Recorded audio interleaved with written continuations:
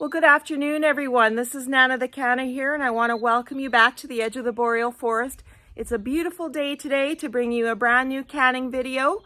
This last week, we went and we picked wild rose petals, and we steeped a rose petal tea, and then we made wild rose jelly, which turned out fantastic. This recipe, the ratio for the rose petals to water to steep the tea, I got the ratios from a website called creativecanning.com. And then the actual rose petal jelly recipe, I took that from unrulygarden.com. So it's a combination of both of those recipes. And like I said, it turned out fantastic. A really great flavor, beautiful color. I just want to show you the jar. Can you see that? Look how beautiful that color is there. Wonder if I can turn this just a little bit so you can see it a little bit better. There we go. Flawless, beautiful color there. So we're just going to taste it. I have just a little bit here that was left over that I just put in a small jar, and I just want to taste it here and show you. It's set up very nicely. See how pink that is? How beautiful the color is. It smells magnificent, like wild roses.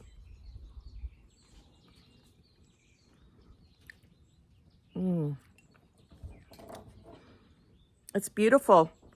It has a floral flavor to it. It's nice and sweet. A little hint of lemon juice in it because there is lemon in there. But it is absolutely fantastic. I believe this is one of my favorites now. So yes, a lot of flavor to this. I will add though that I love flavor in my jellies.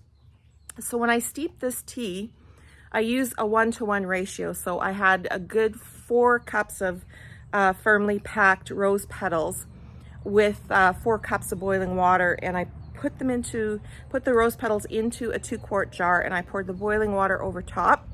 Now many recipes out there that I found, they didn't really leave it very long to steep, and I was like, no, I really want this flavor in my tea. So I actually let it cool off and I put it in the fridge and let it steep overnight.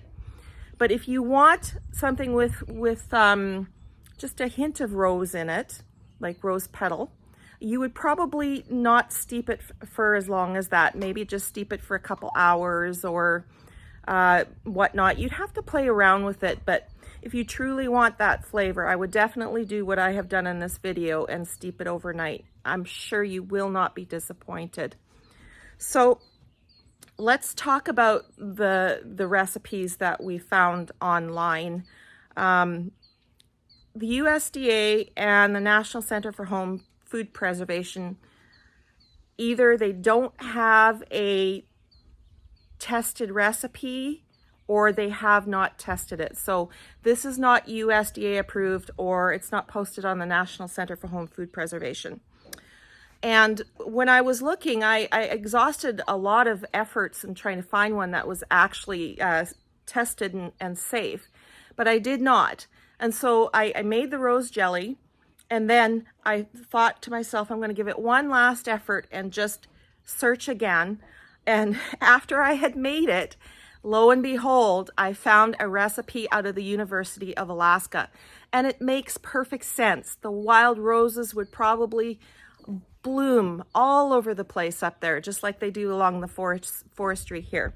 So the University of Alaska does have a tested recipe, a safe tested recipe. So I will put that in the description box below. So if you want to stay with something that's tested, then that's what I would stay with. If you're not so concerned, you can try this recipe. And there are other recipes out there you can try as well. But I just wanted to bring you this rose petal jelly recipe, and I hope that you enjoy the video, and I thank you so much for watching. See that? Those are beautiful wild roses. And we're going to pick the blossoms, the petals, for Wild Rose Jelly. And I'm so excited because there's quite a few here. Papa brought me out here at the right time. And there's more there. So we better get started.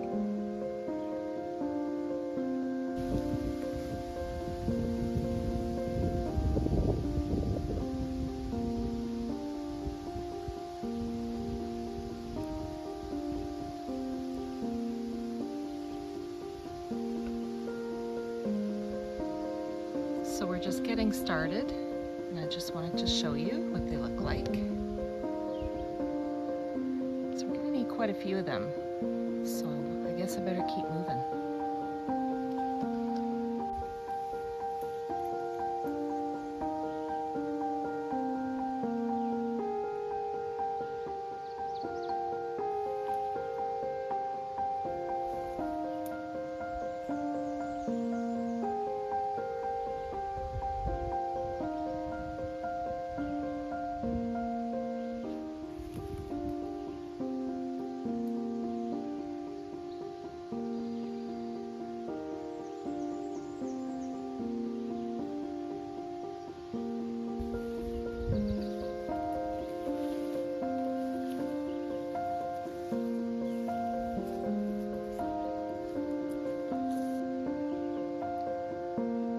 See that?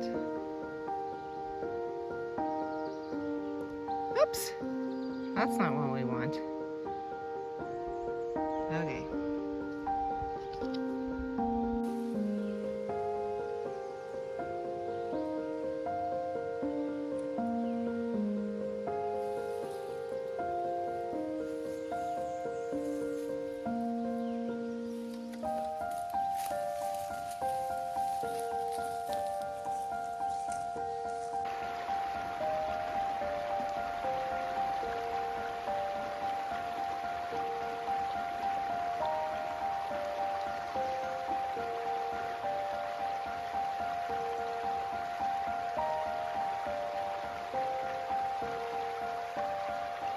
You gotta watch out for the bees.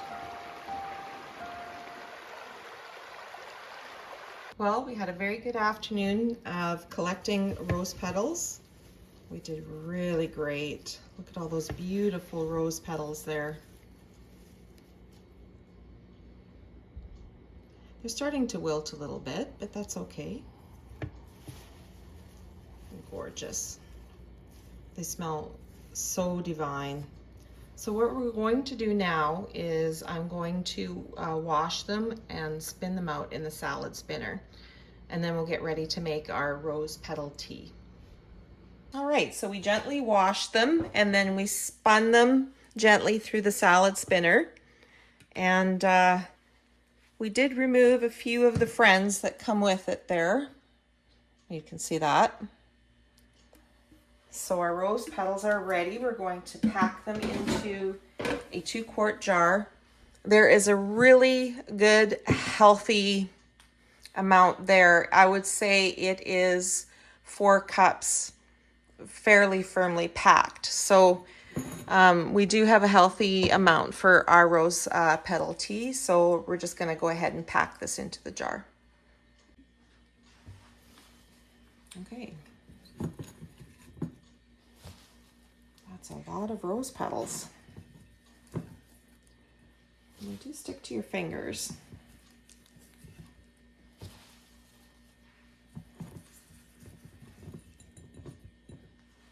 So we'll go ahead and finish packing these into the jar. All right, so we have all of our rose petals packed into a 2-quart jar, and we're just going to get our water boiling.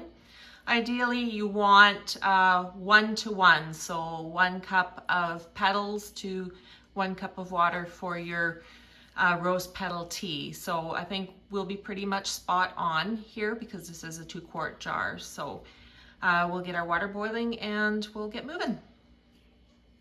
Okay, so our water has boiled. So we're just going to add it to the rose petals.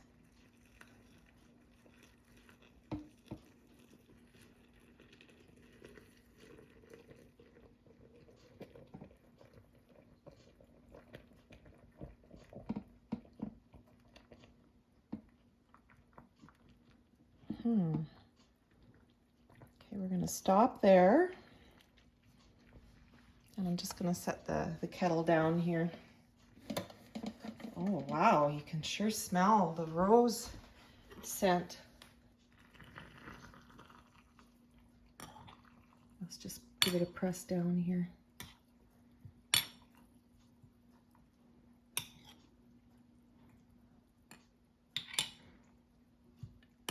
So we have a few of our friends in there, unfortunately. I went through it the best I could, but sometimes there's just one or two that get left behind. So press it down. You see how much more room we have in the jar because we pressed it all down. There we go. And we'll continue to fill it to the top.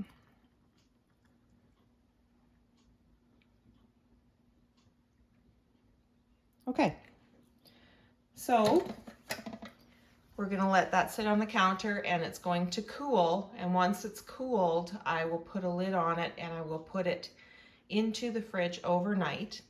And then tomorrow morning, we will take and we will strain out our rose tea with the spent rose petals left behind. So we will bring you back in the morning. All right, everybody, it's the next day, so welcome back. We're just getting ready to strain out our rose petal tea. So in preparation for that, we have a glass bowl here with a strainer and a double layer of cheesecloth. I'm actually going to moisten this cheesecloth so that it won't soak up all of that really good rose petal tea that we want. It'll just help the tea just to pass right through. So I'm going to just do that and I'll be right back. All right. I'm just going to strain off the rose tea here. Oops. I'm getting her all over the place here. It's quite a bit there. We still have some rose petals left in the jar, but that's fine. I'm gonna have to lift this out here. This is more than I thought it would be, but that's okay. Misjudged.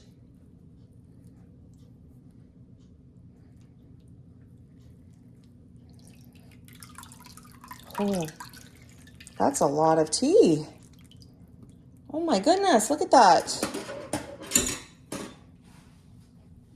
That's way more than I thought we were gonna get. Okay, so what I'm gonna do is I'm just gonna give this a quick turn and we'll get as much as we can out of those rose petals. I wouldn't have wanted a smaller bowl than that.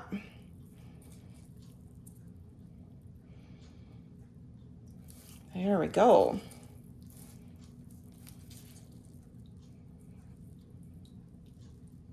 Think we got her. All right, and we made a mess, but that's okay. And I'll show you what we have. Just a massive ball of rose petals, and there really isn't too much more in there. Might be able to squeeze a little bit. But I think we got her. All right. Just let me clean up my mess here and I'll bring you back. Okay, I got the mess cleaned up and I went ahead and I rinsed out the jar and I measured what we have for tea, and we have exactly 6 cups. And look at that color there. Isn't that beautiful? And it will look even better when we put the lemon juice and the sugar in there. It's going to be amazing. So that turned out really good. So I will have to do some figuring to see what else I will need for this recipe, but we have 6 cups of rose petal tea here. I have the Ball Fresh Tech canner here, and so I'm going to fill it, and then I'm going to fill it about half full, and then put the jars in to heat up, get them nice and hot so that when the jelly is ready to go into the jars, they'll be the same temperature. So with your jars and your bands and your lids, wash them. They've already been done. Wash them in hot, soapy water and then rinse them in hot water and set them to dry. Your lids, we will be putting these in a small pot of water and just bringing them to a simmer and then turning them off, because we actually do want to, they say you don't have to. Ball says you, and Bernardin say you don't have to soften the compounds around the edges of the lids, but it's a good practice. And I know 4Jars for a fact, because I've gotten 4Jar lids and bands. 4Jar says that they do want you to actually put it in hot water and get that compound softened up. So it is a good practice to do. I guess it's a personal choice, but definitely with 4Jars lids, the instructions say to do that. You don't need to use an electric canner. You can just use a regular canner on your stovetop. But when you're filling your canner, you need to fill it with enough water so that when the jars go back in full with the jelly, that there's at least 1 to 2 inches of water covering the jars. That is the recommended amount of water for water bath canning. We need to make sure that the jars are completely submersed with 1 to 2 inches over top of the jars. Okay, we're just gonna put our jars into the water bath canner, and we're gonna start to heat it up and get it ready for the canning process. So the bands we can just set off to the side now, and the lids we put in a small pot with some hot water, and we're just gonna bring them up to a simmer and get them hot and get that compound softened up. We have the jar lifter, we have the funnel, we need our canning scoop, we need our jar lifter. It's magnetic, so you can lift the lids out of the pot. So we'll need that. And we'll also need the debubbler, and you can also measure headspace with this as well. We go from 1 inch to 3/4 to 1/2 inch to 1/4 inch. And then of course we'll set up with the jars as well once they're heated up and we're ready to jar up the jelly. You also want to add a small bowl and a spoon to your setup so that you can have something to help skim the foam off after you've finished cooking your jelly.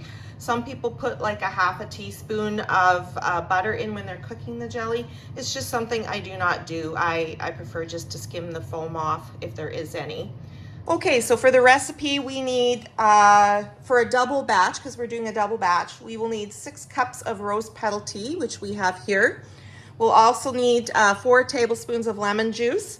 We will need 2 packages of pectin powder, and I use the Bernardin pectin powder.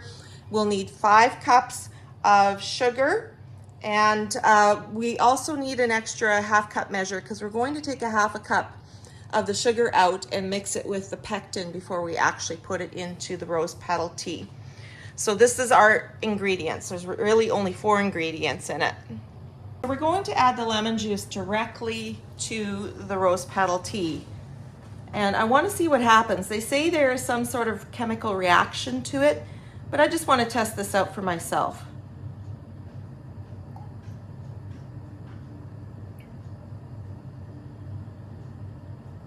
What is it, changing color? Oh, it is, look at that.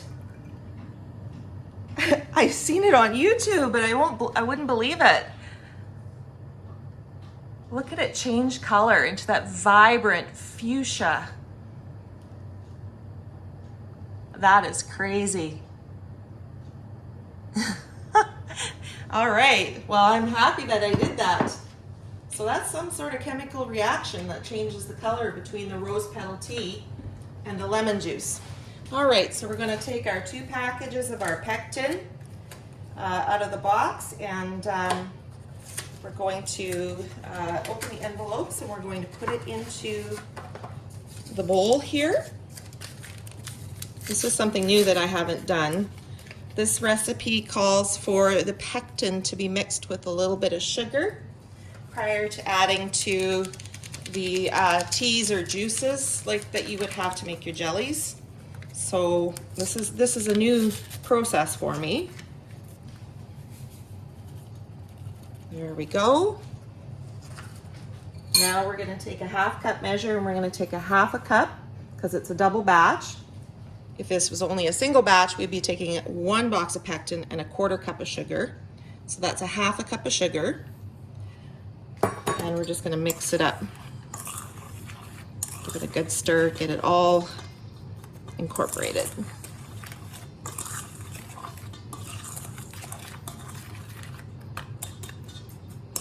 All right.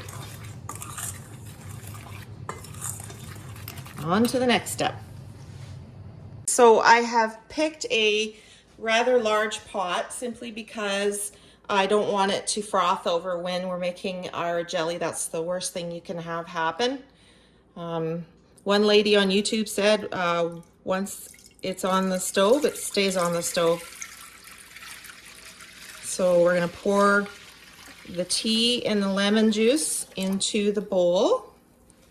And then we're going to add the mixture of sugar and pectin powder. And then we're just going to whisk that in.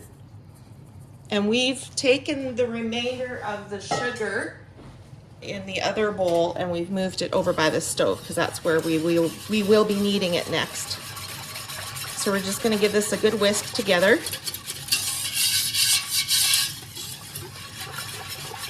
I know in the dandelion jelly recipe I hadn't put the pectin in until it started heating up, and I wish I had put it in cold because it actually set on the edges of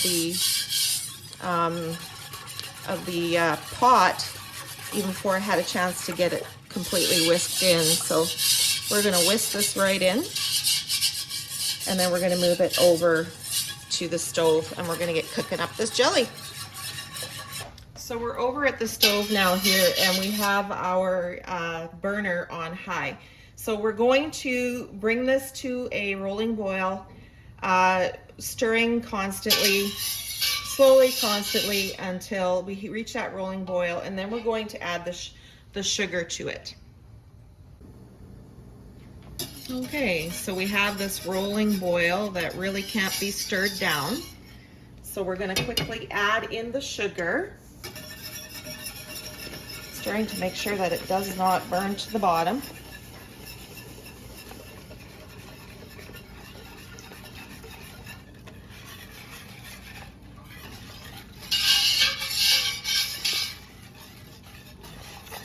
I'm just going to get some off the edge here. There we go. Now, stirring constantly, we are going to bring it back up to that full rolling boil, and then I will bring you back again.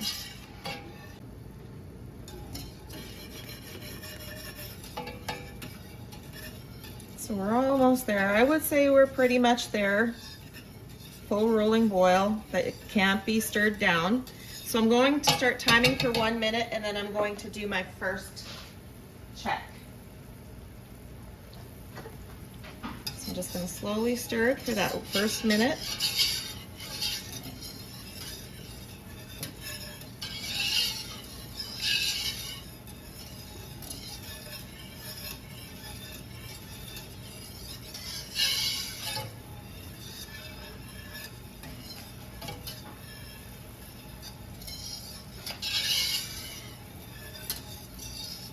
$30 seconds.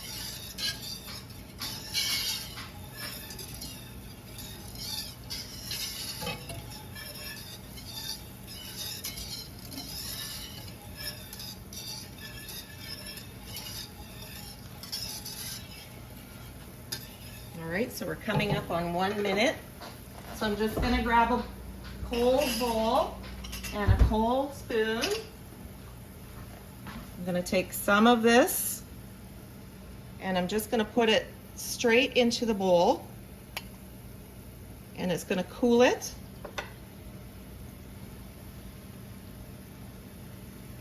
Let's see if you can see that there.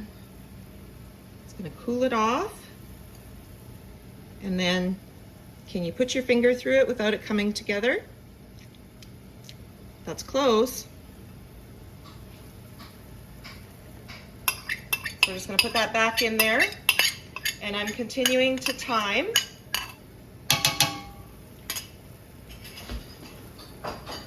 Didn't really come together, but it didn't really stay apart. So we're timing another minute here.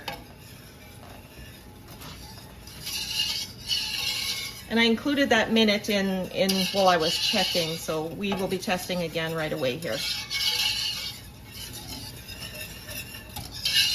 All right, I'm gonna go grab another bowl and another spoon. I'm just gonna take some out, pour it in the bowl, roll the bowl so that it touches all the cold edges.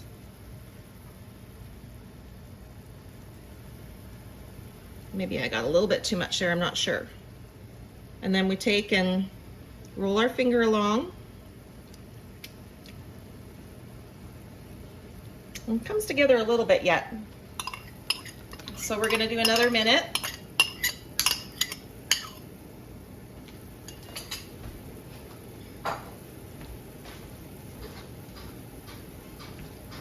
Give it a stir.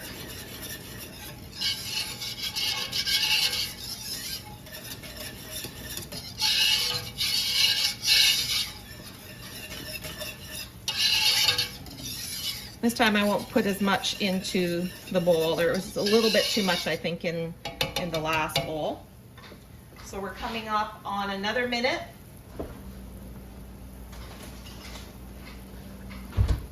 Grab the spoon in the bowl from the freezer. Let's just take a little bit this time. Okay. I'm just gonna roll it around. Let it touch all the cold edges. And then put your finger through it. And it doesn't come together. It's ready. We're gonna turn her off. All right, I'm gonna take you back over to the canner. Okay, so we're just gonna skim the foam off. So kind of just bring it over to the edge, like that. It takes a minute or two.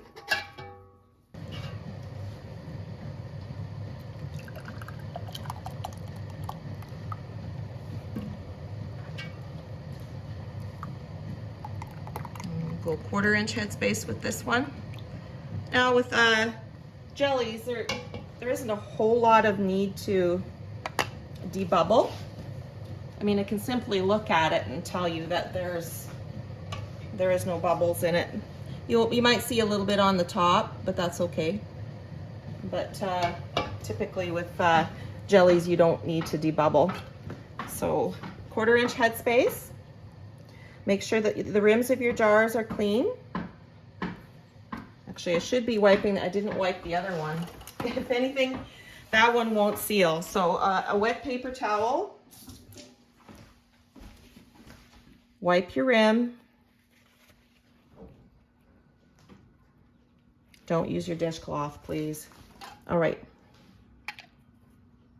Center your lid. And, oh, this one is dented. If your bands are dented, don't use them. They could hurt the seal. Fingertip tight so that we can allow that air to escape. I'll give you a closer look when we're done. Next jar.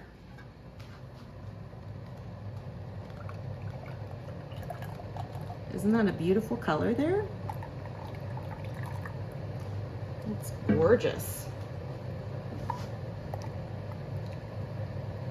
Up to 1/4 inch headspace.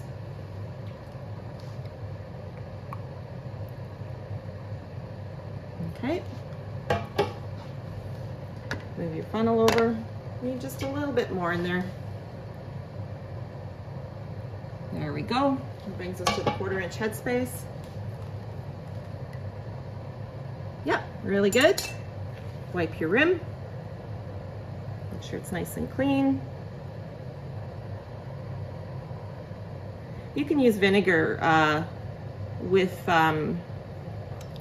wiping your rim and the paper towel, and typically I do, but that is just one step in all the preparing for this video that I forgot to get ready. I'm finding it's not difficult, but it's a lot more time consuming and a lot of things to think about ahead of time when you're prepping a video. So isn't that beautiful? All right, so we will continue in that fashion until we get all the jars filled, and we'll bring you back. All right, so we ended up with 6 half pints and 1/4 pint, and I still need to actually scrape out the pot, but we'll have a little bit left, which I'll refrigerate, and we will taste test that later on. Doesn't that look delicious? Okay, so we're gonna bring the canner back up to a rolling boil, and then we're gonna set, for my altitude, we're gonna set our timer for 15 minutes to process, and then we'll bring you back when we take it out. All right, so it's been 15 minutes and we turned our canner off, and then we took the lid off and we let the canner sit to cool down for approximately 5 or 10 minutes. Look at the amazing color in that. Let's see here. I might have to move you up just a little bit here. Forgive me for that.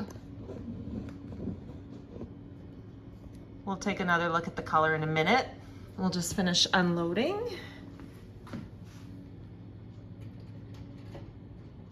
And the jelly that was in that jar, that last little bit of jelly that we had that I put in the fridge, it is actually starting to set up right nicely after about 20 minutes in the fridge. So we know this jelly is going to set. It's going to be a great success. All right, there's number 5. A little bit of that water off the top. Number 6. And then we had a little half or 1/4 pint jar, and that one's for my mama. She has never had wild rose jelly before, so I'm really, really excited for her to taste it. Doesn't that look fantastic? We'll bring you back tomorrow and we'll show you what it looks like and what it tastes like. Good afternoon, everyone. It is several days later and the wild rose jelly has just sat on my counter until now. But the next day I did check to make sure that they were all sealed, and every single one of them sealed very well. The jelly had set very well. It's a really good set. Not too soft, not too firm. The color looks amazing. Isn't that gorgeous? And we tested it at the beginning of this video and it just tastes fantastic. So I'm leaving the bands off. We've talked about this before in other videos where that is kind of a new practice that's out. It is a personal choice, but the new practice that's out is to leave the bands off so that if one of the jars happens to unseal, it will stay unsealed and you will know. But if the bands are left on, it could unseal, and then with the pressure of the bands, it could reseal, and then you have a false seal on your jars. So the new practice is to leave the bands off. So that's what I'm doing now. I still have lots of jars down in the basement that have bands on them, but as they get used and new jars go down, none of them will have the bands on them. I just want to thank each and every one of you for joining me. I hope you enjoyed the video. I know I sure enjoyed making this wild rose jelly. If you have watched to the very end, thank you so very much for your support. I truly appreciate it. And if you have not subscribed yet, please do so. All right, thank you so very much for everything. Bye-bye.